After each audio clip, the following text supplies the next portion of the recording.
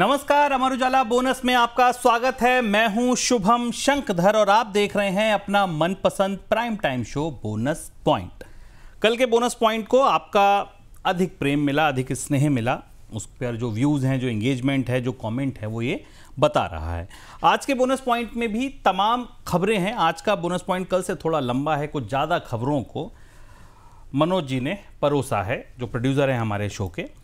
खबरें कई हैं। खबरों पर विश्लेषण के लिए द बोनस के एडिटर अंशुमान तिवारी जी मुंबई से मेरे साथ जुड़ गए हैं। सर, बहुत स्वागत है आपका। धन्यवाद शुभम, दर्शकों का भी स्वागत है।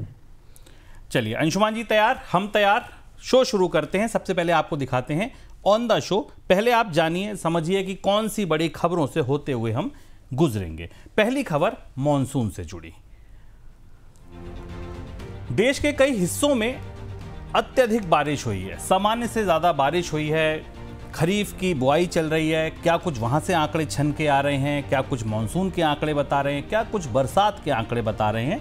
ये जो बारिश हो रही है, ये राहत लेकर आई है या कोई चिंता, कोई आफत लेकर आई है, ये समझेंगे। इसके बाद एक बड़ा अनोखा टाइप का फ्रॉड सामने आया है, इस पर समझेंगे, इस पर बात करेंगे। और देखिए, फ्रॉड की दुनिया में आप कह लीजिए ये सबसे नया किरदार है। क्या हो रहा है कि फर्जी आधार बनाए जा रहे हैं, फिर फर्जी आधार से फर्जी बीमा खरीद लिया जा रहा है, फिर फर्जी बीमा पे क्लेम भी ले लिए जा रहे हैं। जी हाँ, क्या कुछ पूरा मामला है ये जानेंगे। इसके बाद कंपनी के प्रमोटर्स अपनी हिस्सेदारी कंपनियों में बेच रहे हैं। जो प्रमोटर्स की होल्डिंग्स है, ये 8 साल में सबसे कम हो गई है। क्या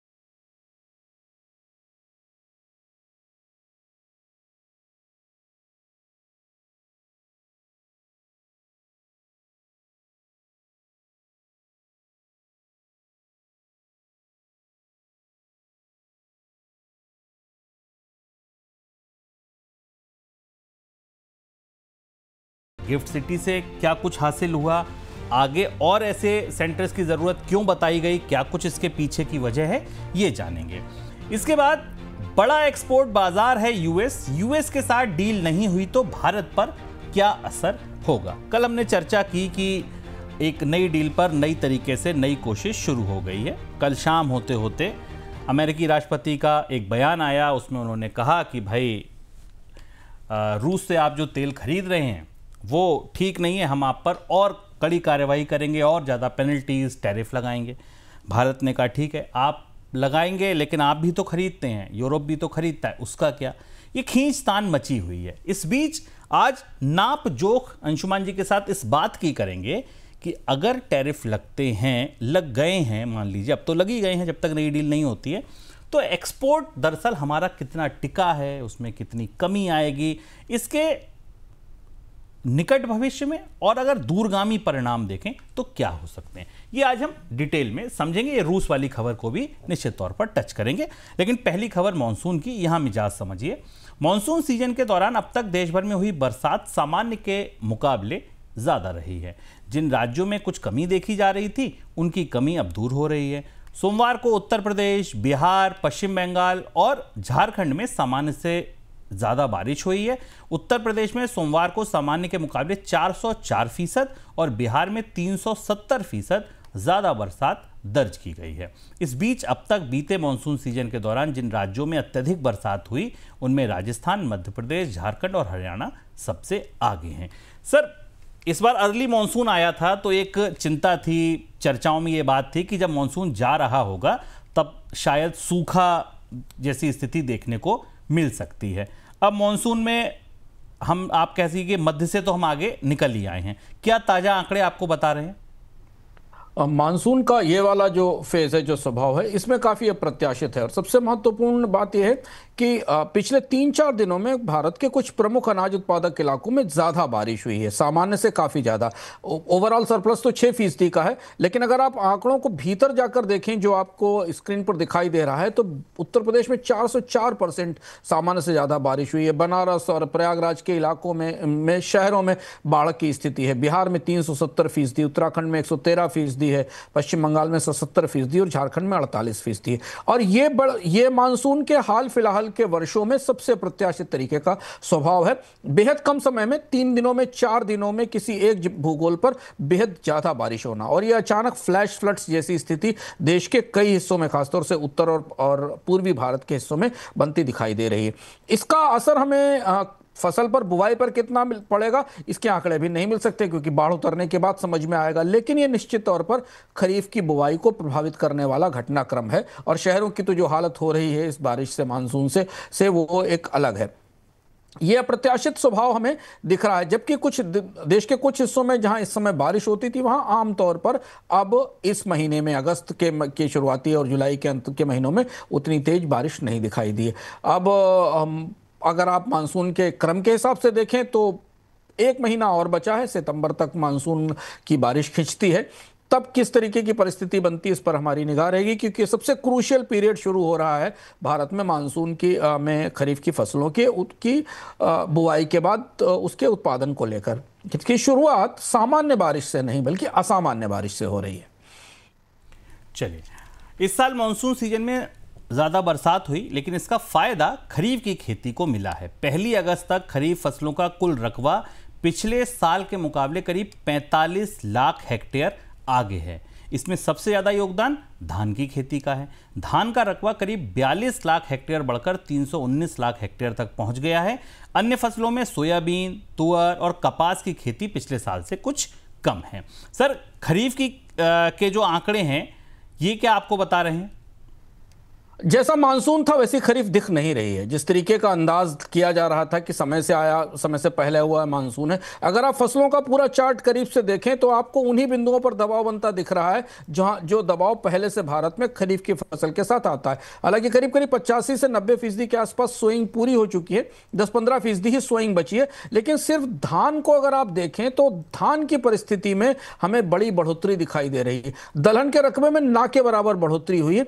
इसका संकेत दाल बाजार के लिए यह है कि दाल की कीमतों पर दबाव आने वाले समय में रहेगा, आयात बढ़ेगा, क्योंकि दालों की बुआई का आंकड़ा भी ये दिखाई दे रहा है। तुअर में काफी गिरावट है, मोटे अनाजों की में थोड़ी हमें बढ़ोतरी दिख रही है। तिलहन के रकबे में कमी आई है। कच्चे खाद्य तेल फिर वही चुनौती बनकर सामने आएगा, इस पर हमने कल भी चर्चा की थी। इसके अलावा सोयाबीन की परिस्थिति देखें, गन्ना थोड़ा ठीक दिख रहा है। कपास की आयात की संभावना बढ़ती दिख रही है, क्योंकि कपास की बुआई भी कम दिखाई दे रही है, और बाकी फसलों की स्थिति है। तो धान केवल एक ऐसी फसल है जिसमें रिकॉर्ड या सबसे बेहतर बुआई दिख रही है, सोइंग। लेकिन शुभम, महत्वपूर्ण बात है कि धान का अति उत्पादन भारत के लिए चुनौती होगा इस बार, अगर अधिक उत्पादन होता, क्योंकि स्टॉक में काफी धान है, सरकार के भंडार में चावल का रिकॉर्ड उत्पादन है। जरूरत यह थी कि अच्छे मानसून के सहारे, समर्थन मूल्य के सहारे, सरकार के तमाम प्रोत्साहनों के सहारे उन फसलों की उपज हमें या उनकी बुआई बढ़ती हुई दिखाई देती, जिनके कारण हमें आयात पर निर्भर होना पड़ रहा है। और भारत की खाद्य अर्थव्यवस्था का काफी बड़ा हिस्सा, खासतौर से दलहन और तिलहन के मामले में आयात पर निर्भर है। तो अब आंकड़े करीब करीब किनारे आ गए हैं। उत्पादन के अनुमान अगले 1 महीने के भीतर हमारे सामने आएंगे बुआई पूरी होने के बाद, पर तस्वीर मिली जुली है। अच्छा मानसून है, पर खरीफ की फसल में थोड़ा मिला जुला सा रुख दिख रहा है। बिल्कुल, अगर एक्सपोर्ट का रास्ता नहीं खुला, अगर एक्सपोर्ट नहीं हुआ, तो घर में ज़्यादा चावल, ज़्यादा धान इकट्ठा हो सकता है। हालांकि इसमें एक चीज़ ये भी है कि पिछले हफ्ते खबर आई थी कि बांग्लादेश ने चावल खरीदने के लिए टेंडर निकाला है, और उसमें भारत के लिए अच्छा मौका हो सकता है। अगली खबर बीमा सेक्टर से जुड़ी। बीमा सेक्टर में फ्रॉड के लिए आधार आधारित व्यवस्था नया जरिया बन गई है। जी हां, इस तरीके के मामले सामने आए हैं जिसमें फर्जी आधार के जरिए बीमा पॉलिसी खरीदी जा रही है और बाद में फर्जी दस्तावेज के जरिए बीमा का क्लेम किया जा रहा है। इस तरह के मामलों की जांच के सिलसिले में जुलाई के दौरान उत्तर प्रदेश पुलिस ने कई बीमा कंपनियों को नोटिस भेजा है। नोटिस में बीमा कंपनियों से दिए गए क्लेम और क्लेम को सेटल करने वाले कर्मचारी की जानकारी मांगी गई है। सर, ये नए तरीके के फ्रॉड कैसे हो रहे हैं? शुभम, ये फ्रॉड कुछ थोड़ा अजीबोगरीब लगता, समझ में आना मुश्किल है। हालांकि पुलिस ने रिपोर्ट दर्ज की तो हुआ होगा। आधार चूंकि भारत की पूरी व्यवस्था का सबसे कमजोर लिंक है, जिस पर लगातार चर्चा भी हो रही कि आधार में आपको कागज के जरिए या फोटोकॉपी के जरिए को लगाकर बीमा पॉलिसी अलॉट हो जाती है। पर यहाँ ये समझना मुश्किल है कि आधार भले ही आप दस्तावेज में कागज में दें, लेकिन उसके बाद उसको केवाईसी रजिस्ट्री में जाकर चेक तो किया ही जाता है।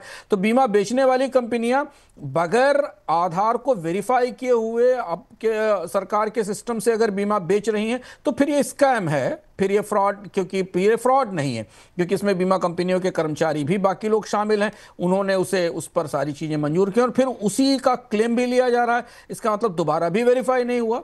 क्लेम के समय भी आपके आधार के सिस्टम्स वेरीफाई होते हैं। तो आधार कमजोर कड़ी है। आधार के अंदर कई सारी चुनौतियां हैं और खासतौर से आधार के दस्तावेज और कागज पर बहुत सारे फ्रॉड होते हैं। लेकिन फिर भी ये ऐसा लग रहा है जैसे इसमें बीमा कंपनियां, एजेंट और एक पूरा नेटवर्क शामिल है जो आधार के जो डिजिटल सत्यापन है उसको बाईपास करके ये पूरा काम कर रहा है। तरीका वही है जैसा कि आपने आधार दिखाया, उस पर बीमा पॉलिसी ली, बीमा पॉलिसी लेने के थोड़े समय बाद आपने उस पर क्लेम ले लिया। इसमें हेल्थ और मोटर इंश्योरेंस में इस तरीके का मतलब इसका इस्तेमाल सबसे ज्यादा हेल्थ और मोटर इंश्योरेंस में होता दिखाई दिया है, जैसा कि खबरें बता रही हैं। एक और खबर, शेयर बाजार में लिस्टेड कंपनियों में जून तिमाही के दौरान प्रमोटर्स की हिस्सेदारी 8 साल के निचले स्तर पर पहुंच गई। जून तिमाही में यह हिस्सेदारी घटकर 40.58% पर आ गई। इससे पहले मार्च तिमाही में 40.81% पर थी। जून तिमाही में प्रमोटर्स ने 54,000 करोड़ रुपए के शेयर बेचे हैं। सर, अपनी कंपनी से क्यों निकल रहे हैं प्रमोटर्स? ये इस पर बड़ा विवाद होता है शुभम बाजार में कि प्रमोटर्स की बिकवाली को कंपनी की सेहत का हिस्सा माना जाए या कंपनी से में उनके कॉन्फिडेंस घटने का हिस्सा माना जाए। मत विभाजित हैं, दोनों तरफ के तर्क हैं। प्रमोटर्स अगर अपनी कंपनी बेचकर निकलेंगे तो शायद ओनरशिप ब्रॉड बेस्ड होगी, लोगों को, सामान्य ग्राहकों को, निवेशकों को बाजार में खरीदारी मिलेगी। एक हिस्सा ये है। दूसरी वजह कि जब प्रमोटर बेचते हैं तो लिक्विडिटी बढ़ती है। पर एक पहलू यह भी है कि प्रमोटर्स का कॉन्फिडेंस अगर नहीं है कंपनी में तो बेचकर निकल रहे हैं, उसके फंडामेंटल्स खराब हैं। तो ऐसा कोई स्पष्ट सूत्र नहीं है जिसे आप लगा सकें। ये कंपनी अलग अलग कंपनी पर निर्भर होता है। पर जनरली जो ट्रेंड हमें दिखाई दे रहा है उसमें निश्चित तौर पर अच्छे वैल्यूएशन के कारण कंपनियों के प्रमोटर्स ने अपनी बिकवाली की और अपने मुनाफे बुक किए हैं। दूसरी एक बड़ी चीज ये भी दिख रही है कि कुछ इन्वेस्टमेंट को डाइवर्सिफाई किया गया है। कई जगह प्रमोटर्स भी ऐसे आईपीओस भी ऐसे आए जिनके कारण प्रमोटर्स की होल्डिंग कम हुई है। ज़्यादातर हमें जो कंपनियां दिख रही हैं वो स्टॉक मार्केट में मिड कैप कंपनियां दिख रही हैं, जिनमें हमने पिछले एक तिमाही के दौरान 20% से लेकर 25-30% तक प्रमोटर्स होल्डिंग में कमी होती देखी है। अगली खबर, नीति आयोग ने कहा है कि भारत में इलेक्ट्रिक गाड़ियों को बढ़ावा देने के लिए सॉफ्ट मैंडेट की ज़रूरत है। काफ़ी सब्जेक्टिव टर्म है, इसका मतलब समझेंगे। आयोग का कहना है कि इलेक्ट्रिक गाड़ियों को अपनाने के मामले में चीन से तो भारत बहुत पीछे है, साथ में अमेरिका, यूरोप और वैश्विक औसत के मुकाबले भी हम पीछे चल रहे हैं। वैश्विक स्तर पर इलेक्ट्रिक गाड़ियों की हिस्सेदारी 17% के करीब पहुंच गई है, जबकि भारत में अभी कुल बिकने वाली गाड़ियों में इलेक्ट्रिक गाड़ियों का हिस्सा 8% से भी नीचे है। सर, नीति आयोग नई ईवी पॉलिसी की बात क्यों कर रहा है? क्या पिछली ईवी पॉलिसी में कुछ चुनौतियां हैं?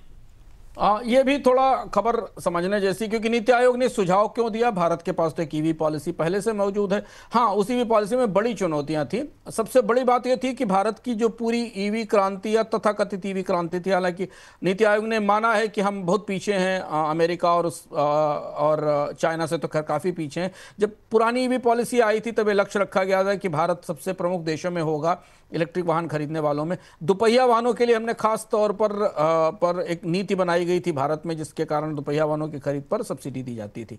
तो एक तो चीज है कि जो बात नहीं कही गई इस नीति के बयान में, नीति के लिए जो कॉल दी गई उसमें जो पंक्तियों के मध्य बिटवीन द लाइंस छिपा हुआ है कि पिछली ईवी पॉलिसी के बड़े लाभ नहीं मिले। उसके पीछे वजह यह थी कि पूरी की पूरी ईवी पॉलिसी सब्सिडीज पर केंद्रित थी, और सब्सिडीज का हमने 2 व्हीलर में तो घोटाला ही देखा। ईडी ने छापा मारा, कंपनियों के लाइसेंस कैंसिल किए गए जो दोपहिया वाहन बेचती थी। 4 व्हीलर में भी राज्यों की तरफ से और अलग अलग जगह से टैक्सेशन सब्सिडी दी गई। जिसके कारण इलेक्ट्रिक वाहन बिकना शुरू हुए। और जैसे ही वो परिस्थितियां खत्म हुई, सब्सिडी खत्म होना शुरू हुई, उसके बाद से इलेक्ट्रिक व्हीकल्स की बिक्री कम हो गई। अब जो केवल इंथुजियास्ट हैं, जिनको लगता है, वो खरीदारी कर रहे हैं। तो इसलिए नई नीति की जरूरत महसूस की जा रही है कि अब ऐसी नीति लाई जाए। अब नीति आयोग ने यह भी संकेत दिया है कि सब्सिडी अब नहीं दी जानी चाहिए। तो इसके बाद फिर भारत में ईवी बिकेंगे कैसे? ईवी के भारत में बिकने के लिए उस तरीके का चार्जिंग इंफ्रास्ट्रक्चर ढांचा चाहिए, रियायतें चाहिए, कारों की कीमत में कमी चाहिए। यहाँ तो भी नॉर्मल फ्यूल्स की कारें बिकने में भी दिक्कत हो रही है। ईवी वाहन तो थोड़े से, इलेक्ट्रिक वाहन तो थोड़े से ज़्यादा महंगे हैं, इसलिए बाजार में मांग कम है।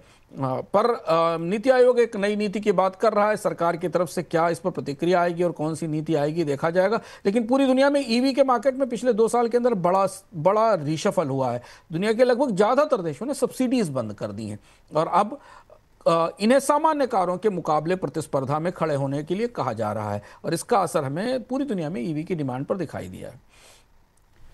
देश के सरकारी बैंकों में कर्मचारियों के पद खाली पड़े हैं और बैंक कामकाज चलाने के लिए आउटसोर्सिंग या कॉन्ट्रैक्ट कर्मचारियों का सहारा ले रहे हैं। सोमवार को वित्त मंत्रालय की तरफ से संसद में ये जानकारी दी गई कि सरकारी बैंकों में जून के अंत तक 33,000 पद खाली पड़े हैं, जबकि बैंक में इस समय 1 लाख से ज़्यादा आउटसोर्स या कॉन्ट्रैक्ट कर्मचारियों की सेवाएं ली जा रही हैं। सर, नौकरियों मतलब नियुक्तियों की अगर आप समझा जाए तो क्या परिस्थिति बता रहा है कि एक तरफ 33,000 लोगों की पक्की नौकरियां खाली पड़ी हैं और ये चलताऊ नौकरियों पे हम 1 लाख लोगों से काम ले रहे हैं।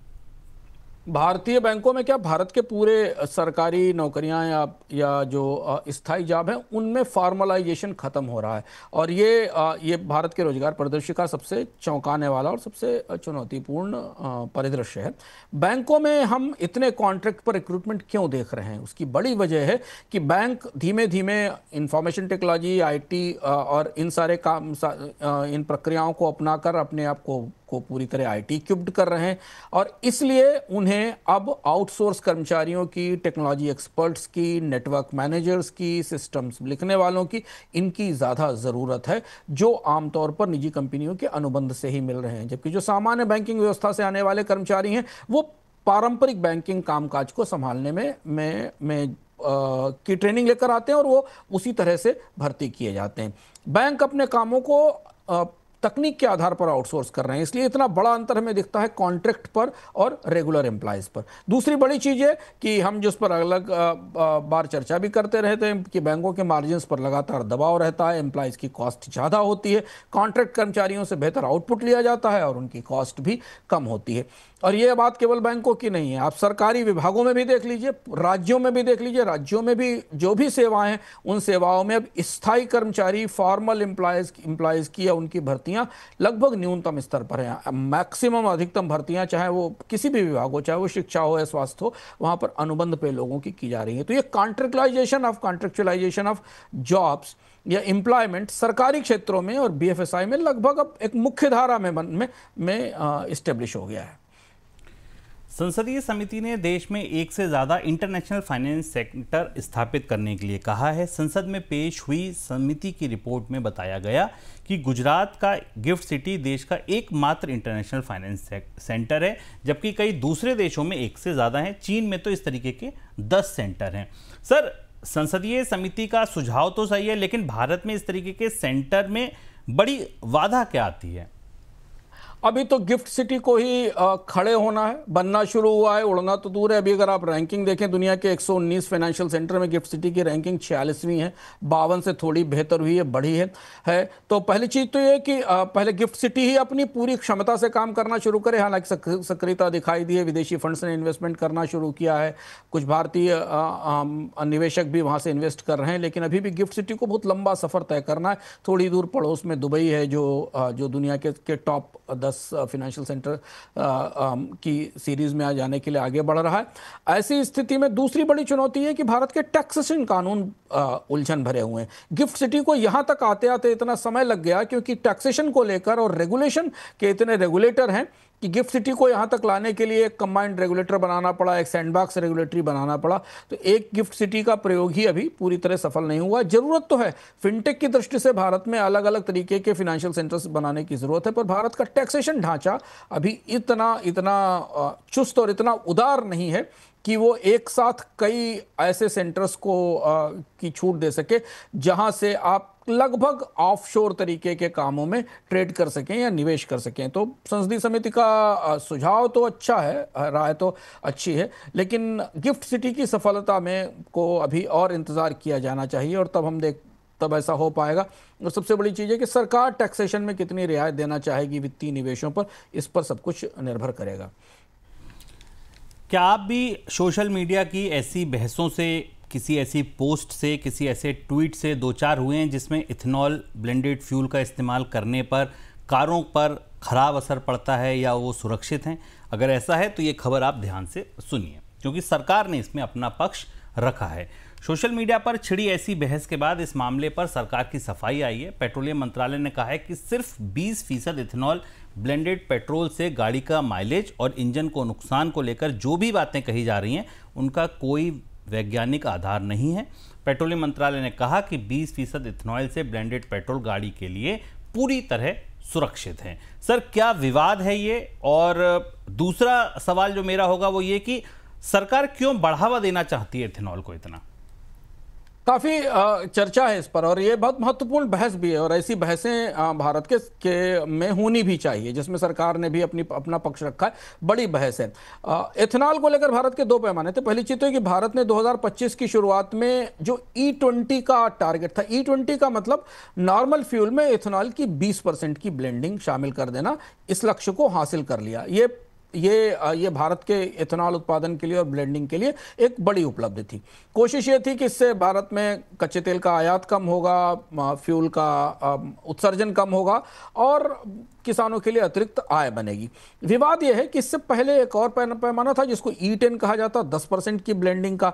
जिन कारों का इस्तेमाल करने वाले जो E10 फ्यूल का ethanol blended 10% ethanol blended fuel का इस्तेमाल करने वाले लोग थे, उनका मानना था कि उनके माइलेज में कमी आ रही है, उनके कार के वियर एंड टियर में यानी कार के रखरखाव में गिरावट आ रही है, इंजन का जो पिकअप है वो सुस्त है। और इसको लेकर फिर हमने कई सारे तरह तरीके के बयान और निजी अनुभव देखे। ये बताया, कई सारे लोगों ने रिपोर्ट किया कि 2 से 5 साल पुरानी कारों में करीब 2 से 4 किलोमीटर के माइलेज की कमी दिखाई देती है। इसके अलावा पिकअप सिस्टम खराब, पिकअप स्लो है, सिस्टम पर दबाव पड़ता है, मशीन इंजन ज़्यादा घिसता है, रबर पार्ट्स पर ज़्यादा असर पड़ता है और ज़्यादा रखरखाव मेंटेनेंस करना पड़ता है। सरकार ने दावा किया कि E10 के लिए जो बने थे मॉडल, लेकिन इससे E20 के लिए जो रिकैलिब्रेटेड कारें हैं उनमें करीब 2% की माइलेज की कमी थी जो E10 का इस्तेमाल कर रही थी। पुराने जो वाहन हैं जो E20 के लिए नहीं बने, उनमें 3 से 6% की कमी माइलेज से दिखाई दे रही है। बाकी वाहन अनुकूल हैं, कोई बड़ी समस्या नहीं है, इंजन पर कोई असामान्य असर पड़ता नहीं दिखाई दे रहा है। सरकार ने इसको बताया था, जबकि लोगों की जो रिपोर्ट्स आई थी वो इस तरीके की थी कि 2 से 5 साल के पुरानी कारों में माइलेज में हमें कमी दिखाई देती है। सरकार इथेनॉल को इसलिए लाई थी, जो लक्ष्य था उस लक्ष्य को समझना जरूरी है। ये लक्ष्य था कि भारत के तेल आयात पर, ऑयल इंपोर्ट पर बोझ कम होगा। यह था कि 10 साल में करीब 1.5 ट्रिलियन डॉलर के आसपास बचत होगी। तकनीकी तौर पर तो सही दिखा, लेकिन भारत में तेल की मांग उतनी ही बढ़ती चली गई। तो अगर आप ऑयल इंपोर्ट बिल देखें तो वो क्वांटिटी में भी बढ़ा है, और चूंकि रुपए के मूल्य और कच्चे तेल की कीमतें बढ़ने के कारण तो ऑयल इंपोर्ट बिल में तो कमी नहीं हुई। लेकिन हाँ, ये माना जा सकता है कि इथेनॉल के ब्लेंडिंग से कुल वॉल्यूम में कमी आई होगी, पर बाकी जो वॉल्यूम में बढ़ोतरी वो मांग के कारण है। दूसरा ये कि उत्सर्जन कम होने की इथेनॉल से कितना CO2 उत्सर्जन कम हुआ, इसके भी सरकार को आंकड़े उपलब्ध कराने हैं। अतिरिक्त अनाज गन्ना खराब होने से, खाद्य स्टॉक से किसानों की आय बढ़ी। हाँ, इथेनॉल के उत्पादन से किसानों और चीनी मिलों को थोड़ी राहत मिली है। और ये भी है कि 2023 से सभी कारें 20% इथेनॉल वाले वाहन से जुड़ी हुई होंगी। लेकिन जो चुनौती इसके बाद पैरेलल पर्यावरण के लिए बड़ी वो ये है कि अनाज और चीनी को ईंधन में बदलने की जो मुहिम है, इससे भारत में उन फसलों की खेती पर ज्यादा दबाव बढ़ा है जो जहां पर पानी की भारी खपत होती है। और यही ये सेल्फ डिफीटिंग लॉजिक है इथेनॉल का, जो बहस अब आने वाले समय में हमें दिखाई देनी चाहिए कि क्या अनाज और गन्ना उगाकर हम पर्यावरण का में प्रदूषण कम कर रहे हैं या पानी की खपत ज़्यादा बढ़ा रहे हैं। और ये पूरी दुनिया में बहस इस पर जारी है। लेकिन इथेनॉल को लेकर जो कारों के वीर एंड टियर की बात थी, उस पर दिलचस्प बहस है। लोग अपनी अपनी प्रतिक्रियाएं, अपने अपने अनुभव अपनी अपनी गाड़ियों के साथ पोस्ट कर रहे हैं। सरकार का कहना है कि जो पुरानी गाड़ियां हैं उन पर तो असर पड़ रहा है, नई गाड़ियों में ऐसी दिक्कत नहीं आ रही है। भारत और अमेरिका के बीच अगर ट्रेड डील नहीं होती है तो इसका असर भारत के एक्सपोर्ट और जीडीपी ग्रोथ पर पड़ेगा। ट्रंप के 25% टैरिफ की वजह से भारत से अमेरिका को होने वाले एक्सपोर्ट में 30% तक गिरावट का अनुमान है। भारत के लिए अमेरिका सबसे बड़ा एक्सपोर्ट मार्केट है। टैरिफ की वजह से भारत की जीडीपी ग्रोथ में 20 से 23 बेसिस पॉइंट की गिरावट का भी अनुमान सामने आया है। सर, भारत और अमेरिका के बीच डील की संभावना सीमित लग रही है। अब होगी नहीं होगी, इस पर बड़ा कुछ कहा नहीं जा सकता स्पष्ट रूप से। तो अगर डील नहीं हुई तो क्या होगा? निर्यात और जीडीपी पर कितना, कहां असर आपको दिख रहा है? ये चर्चा आज हम इसलिए रख रहे हैं क्योंकि हमारे लिए समझना जरूरी है कि भारत के लोग भी, निवेशक भी, और खासतौर से स्टॉक मार्केट के निवेशक भी अब इन ऑप्शंस को, इन विकल्पों को तौलने या आजमाने लगे हैं कि अगर भारत और अमेरिका के बीच ट्रेड डील नहीं होती तो उसके नुकसान और उसके फायदे कितने हैं, कुछ फायदे भी हैं और कितने उसके नुकसान हो सकते हैं, इसे समझने की कोशिश की जा रही है। ऐसा इसलिए है क्योंकि भारत और अमेरिका के बीच अब व्यापार का तनाव टकराव में बदल चुका है, लगभग टकराव की परिस्थिति में बदल चुका है। डोनाल्ड ट्रंप कुछ कहते हैं, भारत की तरफ से उसकी प्रतिक्रिया दी जाती है। और कच्चे तेल वाले मामले पर, रूस के तेल आयात वाले मामले पर भी हम बात करेंगे कि भारत की दुविधा क्या है, भारत क्या कर सकता है। लेकिन अब डील पर वार्ताएं भी आगे होंगी, इसे लेकर भी संशय है, जिस तरीके की प्रतिक्रियाएं हमें टकराव के तौर पर दिखाई दी हैं। तो ऐसी स्थिति में हमें असर का आकलन करना जरूरी है।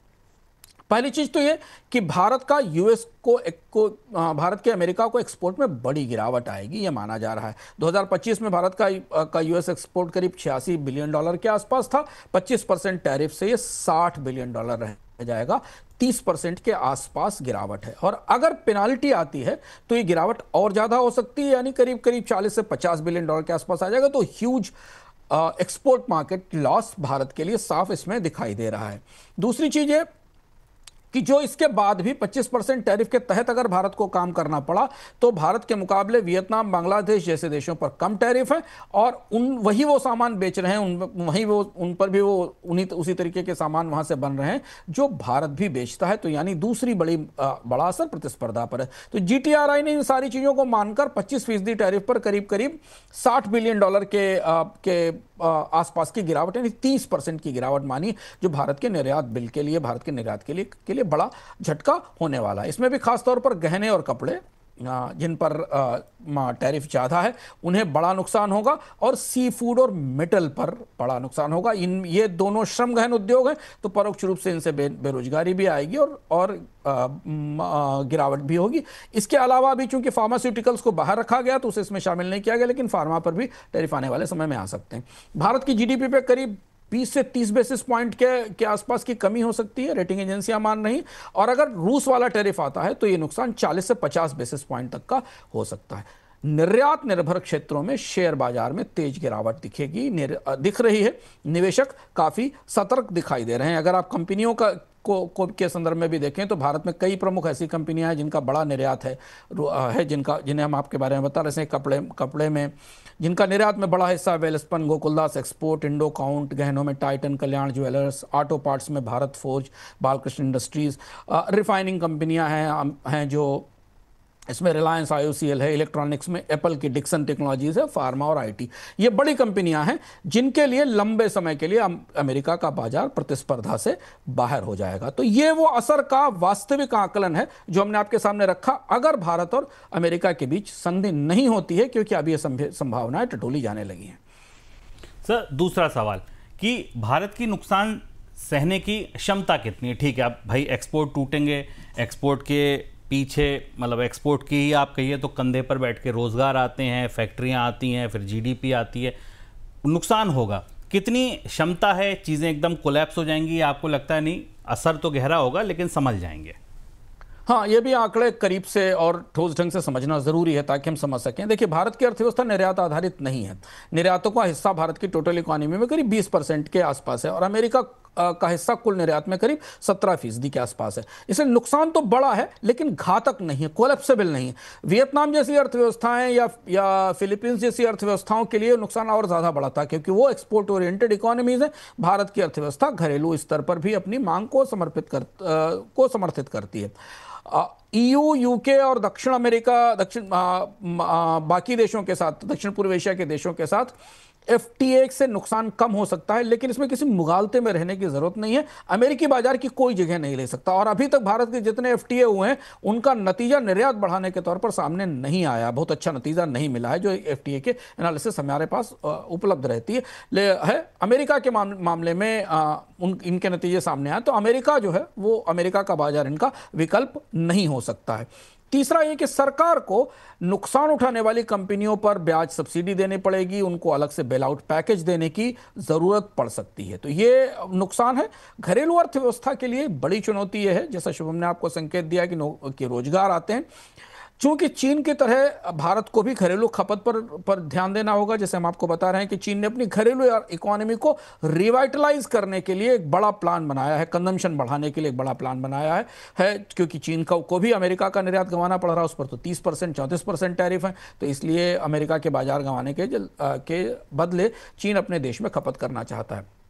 यहां बड़ी दुविधाजनक स्थिति है। भारतीयों की खपत क्षमता घट रही है, इनकम नहीं बढ़ी है, आय में लगातार बढ़ोतरी दिख रही है कि भारत में का मध्य वर्ग भी सिकुड़ रहा है। तो इन्हें कैसे प्रोत्साहन दिए जाएं जिसके जरिए भारत में मांग बढ़े। और यहां फिर वही दुविधा आ जाती, वही 99 का फिर। अगर भारत इस नुकसान को, ये जो करीब 30 बिलियन डॉलर के आसपास का नुकसान हमें दिखाई दे रहा है, 26 बिलियन डॉलर के आसपास का नुकसान दिख रहा है, इसे अगर भारत रिकवर करना चाहेगा तो उसे घरेलू बाजार में टैक्स रियायतें देनी होंगी, चीजें सस्ती करनी पड़ेंगी, कार सस्ती करिए, कपड़े सस्ते करिए, इलेक्ट्रॉनिक सस्ते करिए, जिससे कि भारतीय लोग बाजार में खुद खरीदारी कर सकें और इससे भारतीय बाजार से निकलने वाली मांग को समर्थन मिल सके। करना तो चाहिए लेकिन ये वहां से घूमकर राजकोषीय घाटे की, टैक्स घटाने से जो फिस्कल डेफिसिट है उस व्यवस्था में भारत के लिए ले आएगा। तो आर्थिक रूप से ये बड़ी चुनौती है लेकिन राजनीतिक रूप से एक और बड़ी जो चुनौती दिखाई दे रही है वो ये कि भारत जो अमेरिका के गठजोड़ वाला क्वाड है, उस क्वाड में अलग थलग पड़ जाएगा क्योंकि अगर अमेरिका के साथ डील नहीं होती तो अमेरिका की तरफ से भारत को और ज़्यादा जो तकनीक हस्तांतरण होते हैं, जो विदेशी निवेश भारतीय बाजार में आता है, इस पर भी असर पड़ता हुआ दिखाई देगा। ठीक है सर, ये क्षमता समझ में आई। आपने कहा एक लाइन में अगर इसको समझें कि ठीक है बड़ा नुकसान होगा लेकिन कोलैप्स हो जाए ऐसी स्थिति नहीं होगी क्योंकि GDP ऐसा नहीं है या अर्थव्यवस्था ऐसी नहीं है कि निर्यात आधारित हो दूसरे छोटे देशों की तरह। सर तीसरा एक और तरफ से इसको देखना होगा डील को, वो है कूटनीतिक तरफ से। ठीक है, आप बिजनेस तो एक साथ करते हैं लेकिन दुनिया के कई देशों के साथ आपकी दोस्ती कैसी है, इस पर बहुत सारी चीज़ों का असर पड़ता है। तो इसके कूटनीतिक फायदे नुकसान अगर समझें तो वो क्या है?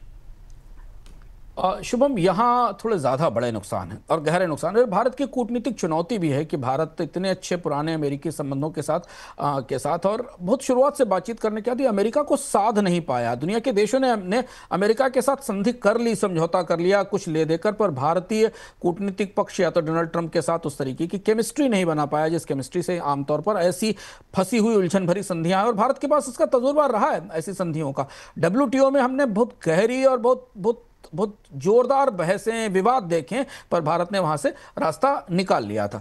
भारतीय अर्थव्यवस्था में जिसका नुकसान है उसे रिकवर करने के लिए तो GST काटना पड़ेगा, GST में रियायत देनी पड़ेगी, लोगों के हाथ में पैसा छोड़ना पड़ेगा, तो थोड़ा बहुत नुकसान होगा जो कि अमेरिका को जाने वाले निर्यात से रुकने से होगा अगर संधि नहीं होती। कूटनीतिक रूप से दरअसल क्या है कि डोनाल्ड ट्रंप ने भारत को अलग थलग करके चीन जैसे और ब्राजील जैसे हाई टैरिफ देशों की सूची में डाल दिया जो भारत के भविष्य की छवि के लिए अच्छा नहीं है विश्व व्यापार में। इस मामले में वियतनाम, बांग्लादेश, पाकिस्तान से भी ज़्यादा टैरिफ भारत पर लगाए गए हैं। ये भारत की अंतर्राष्ट्रीय व्यापार की छवि, उदार व्यापार की छवि के लिए अच्छा नहीं है। इसको संभालना भारत के लिए बेहद जरूरी है। दूसरी चीज है कि बिना अगर समझौता नहीं हुआ और डोनाल्ड ट्रंप जिस तरीके से एक्ट करते हैं और जिस तरह से प्रतिक्रिया देते हैं, उससे क्या होगा कि बहुत सारी कंपनियां जो भारत में काम कर रही हैं वो टैरिफ का फायदा लेने के लिए बाकी देशों में चली जाएंगी। और ये रियलिटी चेक है, वास्तविकता है, क्योंकि भारत में बनने वाला सामान अगर 25% टैरिफ पर जा रहा है और उस पर रूस का भी टैरिफ आ जाता है, तो फिर कंपनियों को किसी दूसरे देश में जाकर अपने उत्पादन को स्थानांतरित करना होगा। ये बड़ा नुकसान होगा, जॉब की दृष्टि से भी, विदेशी निवेश की दृष्टि से भी। ये सबसे बड़ा कूटनीतिक नुकसान भी होगा। क्वाड और इंडो पैसिफिक में भारत की भूमिका पर असर पड़ेगा, क्योंकि अमेरिका तकनीक का, रक्षा का तमाम हस्तांतरण अमेरिका से आते हैं। क्योंकि अमेरिका ने जब भारत को उस तरह से टारगेट किया है जैसा कि हम लोगों ने विस्तार से एक बार चर्चा में कहा था कि अब 3 तरीके के देश हैं, एक अमेरिका के दोस्त, एक तटस्थ, और एक जो अमेरिका डोनाल्ड ट्रंप जिनको अपना प्रतिस्पर्धी, प्रतिद्वंदी या जिनसे वो नाराज हैं ऐसा मानते हैं। तो ये यहाँ कूटनीतिक भूमिका में भारत के लिए भविष्य में होने वाला नुकसान ज्यादा होगा। फायदे दूसरा, हाँ, एक और बड़ा असर है कि चीन पर निर्भरता बढ़ाने की मजबूरी होगी, और चीन ने भी बेहद सख्त रुख अपना रखा है। हम लगातार देख रहे हैं कि भारत चीन को भी समझाने की कोशिश कर रहा है रेयर अर्थ जैसी चीज़ों के लिए, लेकिन वो नहीं आ पा रहा है। तो अब भारत की निर्भरता चीन पर बढ़ेगी, जो ज़्यादा बड़ी उलझन भरी है। फायदा यह है कि अमेरिकी दबाव का विरोध हमेशा भारत की राजनीति को रास आता है, क्योंकि और अभी इसमें तो किसान और डेयरी और बाकी चीजें शामिल हैं, तो राजनीतिक रूप से नुकसान नहीं होगा। सरकार ये रुख ले सकती है कि उसने किसानों के हितों के कारण अमेरिका के सामने समर्पण नहीं किया। थोड़े समय में घरेलू उद्योगों को, एमएसएमई को, निर्यात को थोड़ा बढ़ावा होगा, और मजबूरी ही सही भारतीय निर्यातकों को नए बाजार ढूंढने होंगे। तो ये वो हिसाब है जो अब बाजार और बाकी तमाम पक्ष समझने की कोशिश कर रहे हैं, उस स्थिति में जब भारत और अमेरिका के बीच संधि नहीं होती है। रूस से तेल खरीदने के लिए अमेरिकी राष्ट्रपति ट्रंप की धमकी के बाद भारत ने प्रतिक्रिया दी है। भारत की तरफ से अमेरिका और यूरोप को जवाब दिया है। भारत ने कहा है कि रूस से व्यापार के लिए उसे बेवजह निशाना बनाया जा रहा है, जबकि दूसरी तरफ अमेरिका और यूरोप भी रूस के साथ व्यापार कर रहे हैं। ट्रंप का कहना है कि रूस से तेल खरीद कर भारत उसकी आर्थिक मदद कर रहा है और उसकी वजह रूस का यूक्रेन के साथ युद्ध खत्म नहीं होना है। ये बड़ी वजह मान रहे हैं। सर, सवाल यही कि क्या रूस के बदले भारत अमेरिका से तेल खरीद सकता है और अमेरिकी तेल के फायदे क्या हैं? ये भी प्रॉस एंड कॉन्स जैसी स्थिति है, और इसको भी हम आज समझने की कोशिश कर रहे हैं, क्योंकि ये सबसे ज्यादा टकराव का मुद्दा है। और कुछ ही दिन बचे हैं। अगर डोनाल्ड ट्रंप अपनी डेडलाइन पर कायम रहते हैं तो 8 अगस्त तक अमेरिका और यूरोपियन यूनियन मिलकर यह फैसला कर लेंगे कि उन्हें रूस के साथ कारोबार करने वाले देशों पर क्या सजा दी जानी है। हालांकि आज रूस ने भी प्रतिक्रिया की और चीन ने भी प्रतिक्रिया की, क्योंकि चीन भी उन देशों में शामिल है जिन पर भविष्य में अमेरिका की तरफ से अतिरिक्त टैरिफ आ सकते हैं। चीन पर तो वैसे ही दंडात्मक टैरिफ फेंटेनॉल के कारण भी लगा, और वैसे भी सबसे ज्यादा टैरिफ लगा हुआ है। तो सीधे सीधे अगर तेल बाजार की कूटनीति को समझने की कोशिश करें और ये देखें कि भारत अगर रूस का तेल छोड़ देता है और अमेरिका से तेल लेने लगता है, क्योंकि अमेरिका ने अभी अपने व्यापार संधियों में एनर्जी की बड़ी डील की है, खासतौर से कोरिया के साथ की है, तो हो सकता है कि रूस की जगह अमेरिका का तेल लेने से और एलएनजी लेने से अमेरिका की चिंताओं का, अमेरिका का समाधान हो, जो दंड लगने वाला उसमें राहत मिले, और भारत पे टैरिफ भी कम हो जाए। एनर्जी व्यापार को बढ़ाना, 15 अरब से 25 अरब डॉलर तक पहुंचाना, ये तो भारत और अमेरिका के बीच पिछली चर्चाओं में भी तय हुआ था जब प्रधानमंत्री नरेंद्र मोदी अमेरिका की यात्रा पर थे, और एलएनजी के गैस के हिस्से में तो भारत और अमेरिका के बीच एक सहयोग चल रहा है। दुनिया का सबसे बड़ा एनर्जी निर्यातक है रूस से, अमेरिका से ऊर्जा लेने से भारत की रूस और मध्य पूर्व पर निर्भरता कम होगी। दूसरा ये कि लॉन्ग टर्म कॉन्ट्रैक्ट किया जा सकता है। अमेरिका की एलएनजी हेनरी हब बेस्ड है, जो काफी कॉम्पिटिटिव है और लीगली काफी क्लीन है, जिससे कि भारत को बहुत प्रतिस्पर्धी मूल्य पर गैस मिल सकती है। अमेरिकी ऊर्जा के साथ भारत का पश्चिमी देशों के साथ और खासतौर से ईयू के साथ तालमेल बेहतर होगा, क्योंकि ईयू भी इस प्रतिबंध की मुहिम में, इस सैंक्शंस की मुहिम में अमेरिका के साथ खड़ा है। और तीसरी सबसे इंपॉर्टेंट और आखिरी बात जो कि सबसे महत्वपूर्ण है अमेरिका से तेल गैस खरीदने में, ये प्रोस एंड कॉन्स हम बता रहे हैं कि अगर भारत इस विकल्प में जाता है तो क्या पाकिस्तान के साथ अमेरिका की नजदीकी घट सकती है। पाकिस्तान और अमेरिका ने तेल के ऊपर एक बड़ा समझौता किया है। अक्टूबर में पहली खेप अमेरिका से पाकिस्तान पहुंच जाएगी। पाकिस्तान की प्रमुख एनर्जी यहाँ उसकी रिफाइनिंग करेगी। पाकिस्तान तेल और गैस की आपूर्ति के लिए अमेरिका का हब बनना चाहता है। ये फायदे हो सकते हैं भारत को रूस से अलग अमेरिका का तेल खरीद लेने से। पर नुकसान क्या है वो भी समझना जरूरी है, कूटनीतिक तौर पर भी और आर्थिक तौर पर भी ये जरूरी जानना। दरअसल रूसी का तेल सस्ता है, करीब करीब 5 से 7 बिलियन डॉलर के आसपास की बचत भारत को हर साल रूस के सस्ते तेल से होती है। अमेरिका से शिपिंग लंबी है, लंबी लागत है, दूर से मंगाना पड़ता है। रूस के तेल में शिपिंग लागत कम होती है क्योंकि ब्लैक सी के थ्रू भारत आ जाता है स्वेज होते हुए, या ईरान के रास्ते से। अमेरिका से लाना महंगा पड़ता है। सबसे बड़ी चुनौती यह है शुभम कि भारत की जो रिफाइनरीज हैं वो ब्रेंट और यूराल वाले ऑयल के लिए बनी है। अमेरिका का तेल लाइट तेल है और इसके लिए भारत की रिफाइनरीज को अपने पूरे तकनीकी ढांचे में को एडजस्ट करना पड़ेगा, इससे उत्पादन में कमी हो सकती है। और दूसरा ये कि रूस पर एनर्जी छोड़कर अमेरिका पर निर्भरता भारत के लिए भविष्य में जोखिम बन सकती है। और चूंकि पुराना दोस्त है, रूस पर निर्भरता पहले से बनी हुई है और रक्षा संबंधी संबंध भी है, तो भारत के लिए अचानक ये ध्रुव चेंज करना आसान नहीं होगा। चलिए, तो ये था आज का बोनस पॉइंट, रूस से लेके भारत के मॉनसून तक हर खबर आपके लिए विश्लेषण के साथ। बहुत शुक्रिया सर आपका जुड़ने के लिए, तमाम खबरों पर विश्लेषण के लिए। आप लोगों का भी बहुत सारा शुक्रिया बोनस पॉइंट को देखने के लिए। कोई सवाल है, कोई सुझाव है तो हमको भेजिए। बाकी कल हम नए एपिसोड के साथ फिर आते हैं बोनस पॉइंट में। नमस्कार।